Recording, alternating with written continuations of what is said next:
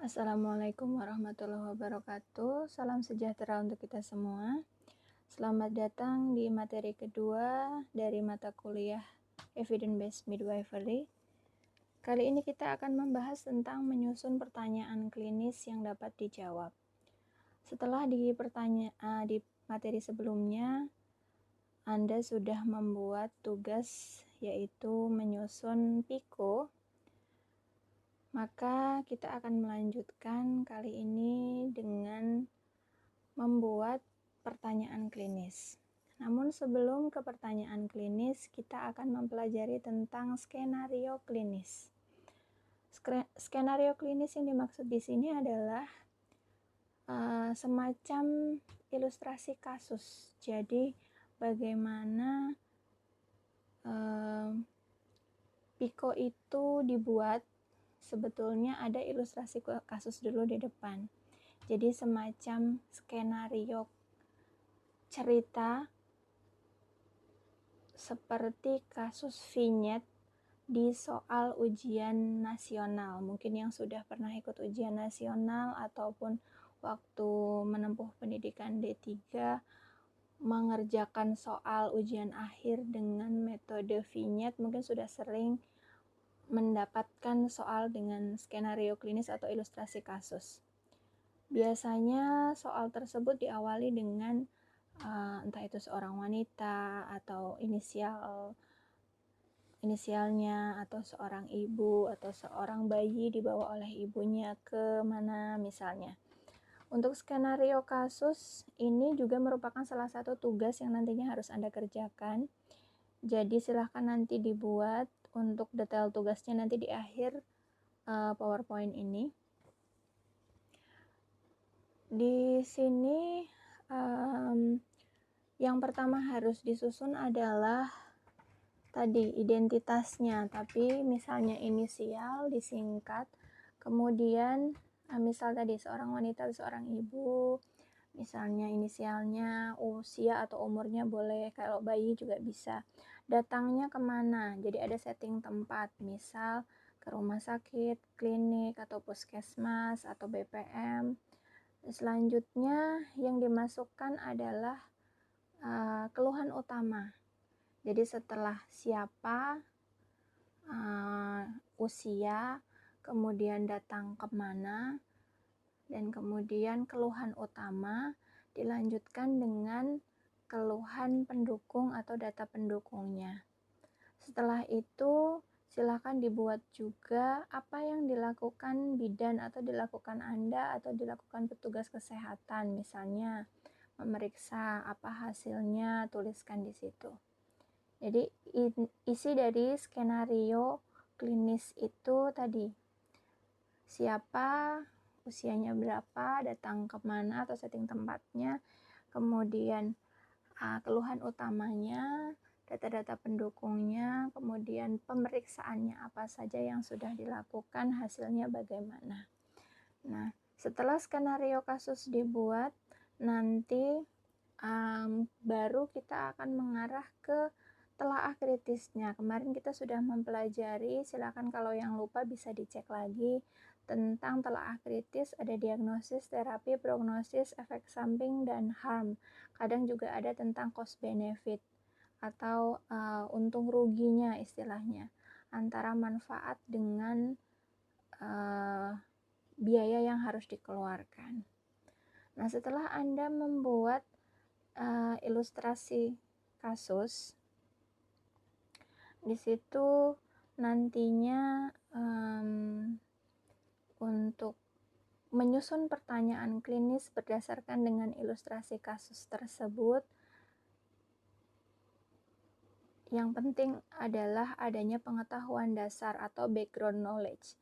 Dengan adanya background knowledge atau pengetahuan yang Anda dapatkan misalnya dari masa perkuliahan, nah di situ akan mengarah ke pertanyaan klinis nantinya.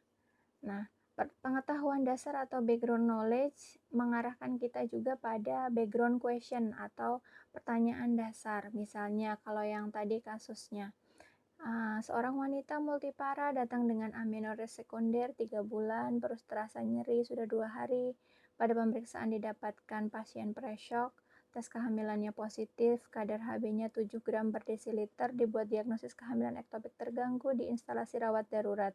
Selanjutnya, tim yang menerima pasien diminta untuk mengajukan pertanyaan yang mereka punyai mengenai pasien tersebut. Nah, dari ilustrasi kasus tersebut dibutuhkan background knowledge dan foreground knowledge. Di situ untuk yang background knowledge atau pengetahuan dasar yang bisa didapatkan dari membaca buku, dari perkuliahan, dari membaca jurnal misalnya.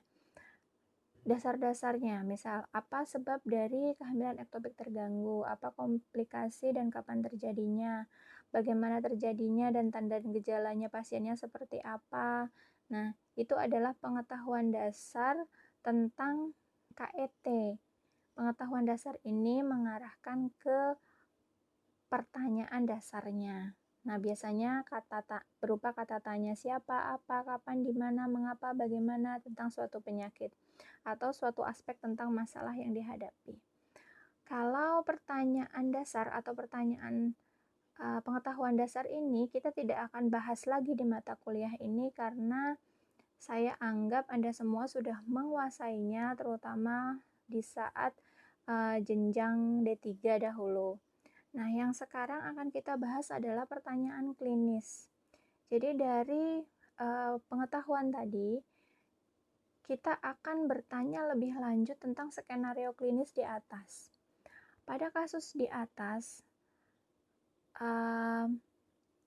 lab dasar dengan suspek KET, apakah masih perlu dilakukan tindakan diagnostik USG? Itu adalah pertanyaan klinis pertama yang akan timbul apabila Anda menerima pasien tersebut atau Anda sebagai petugas kesehatan di IRD tadi.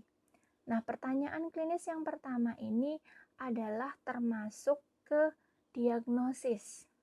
Jadi kalau Anda punya pertanyaan klinis seperti yang pertama ini adalah pertanyaan klinis tentang diagnosis, berarti nantinya Anda akan mencari jurnal tentang diagnosis dan akan menelaah kritis dengan telaah kritis diagnosis.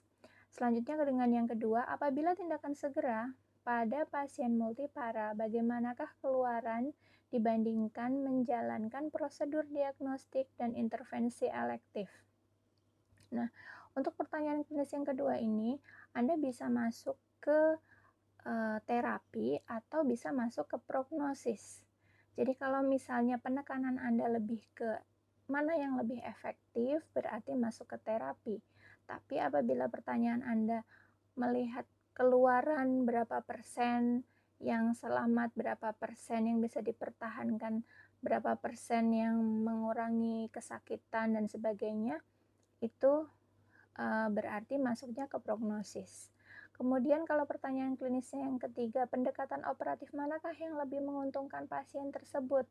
Pervaginam atau abdominal? Ini juga bisa dua pilihan antara yang telaah kritis terapi atau yang telaah kritis prognosis. Nah, intinya pertanyaan klinis ini muncul dari pengalaman-pengalaman klinis Anda sebagai tenaga kesehatan di rumah sakit atau di tempat kerja. Jadi kalau mendapatkan skenario klinis seperti tadi di atas, kira-kira pertanyaan klinisnya yang timbul apa saja ya? Nah, itu sesuai dengan pasien dan masalahnya apa, intervensi yang menjadi perhatian apa. Jika relevan, intervensi dibandingkan dengan diagnosanya, terapinya, dan kesudahan klinis yang menjadi perhatian. Sumber perbedaannya atau apa yang dilihat di situ? Yang pertama adalah pola sakit pasien. Kemudian yang kedua adalah peran dan tugas dalam perawatan pasien. Mana yang lebih penting, mana yang harus dikerjakan terlebih dahulu, mana yang paling mendesak. Kemudian pemahaman dan kebutuhan belajar atas gap. Jadi di situ mana yang paling mungkin ditemui lagi, mana yang mungkin kasusnya lebih banyak, mana yang justru kasusnya jarang ditemui. Kemudian juga pilihan individual atas berbagai pertanyaan, misalnya mana yang menurut Anda lebih menarik, apakah pertanyaan klinis tentang diagnosis, ataukah pertanyaan klinis tentang terapi, atau tentang prognosis. Itu silahkan Anda pilih salah satu. Pertanyaan klinis yang Anda buat tidak perlu sampai 3, 4, dan seterusnya. Boleh salah satu saja yang Anda anggap paling menarik, paling mendesak, paling mungkin paling penting. Apa yang mempengaruhi dari pertanyaan klinis dan pengambilan keputusan di sini adalah yang pertama keahlian.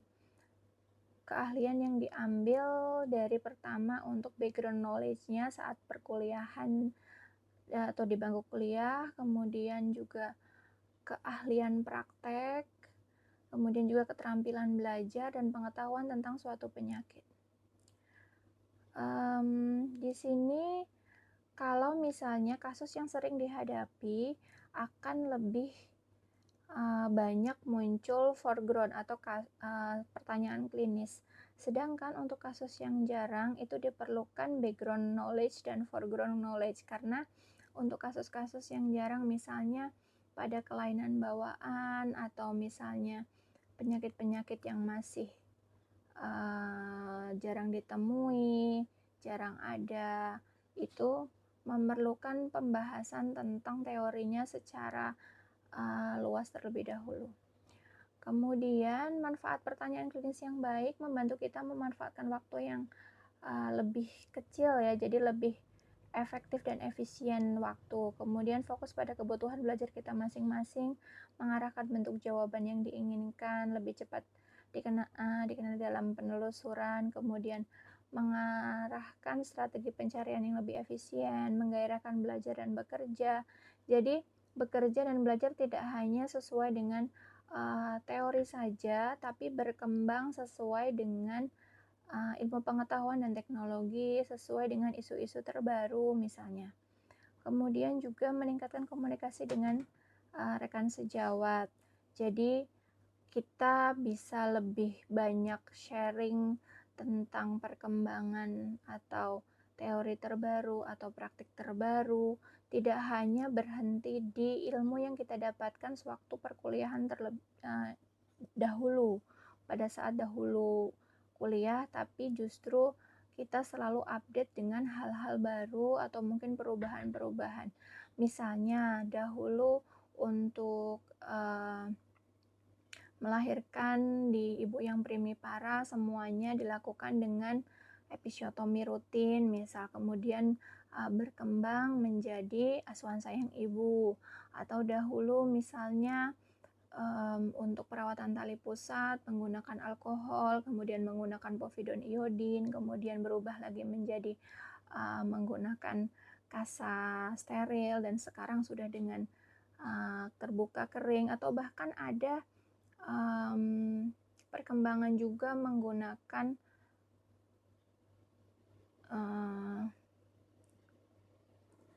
lotus bird. Jadi dengan lotus bird ada yang seperti itu, misalnya timbul pertanyaan, nah kemudian ada diskusi, ada komunikasi. Jadi pertanyaan klinis ini membuat kita mengalami sebuah proses belajar seumur hidup. Jadi kalau ada pasien datang kasusnya seperti ini, lebih baik yang mana ya, lebih efektif yang mana ya, atau pemeriksaan atau metode diagnosis yang paling tepat apa ya, atau misalnya tempatnya di puskesmas mau menegakkan diagnosa COVID-19 misalnya, mana ya yang lebih efektif, apakah langsung swab atau pakai RDT dulu, misalnya seperti itu. Atau misalnya yang ibu hamil dengan anemia, misalnya setting tempatnya di BPM, ini mau cek aneminya pakai apa, apakah langsung dengan ferritin serum, ataukah cukup dengan HB Sahli, atau bisa dengan stick misalnya. Yang dibutuhkan dari penyusunannya ini adalah keingintahuan, kerendahan hati, praktek, dan latihan. Jadi tidak ada lagi yang mengatakan bahwa saya lebih berpengalaman daripada kamu, jadi kamu gak usah banyak tanya lah misalnya.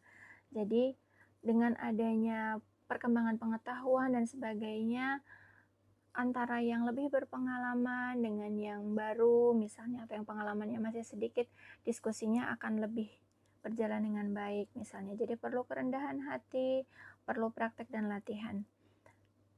Sehingga nantinya dengan adanya pertanyaan klinis ini akan membuat suatu efisiensi pekerjaan dan efisiensi belajar mengajar atau efisiensi pembelajaran.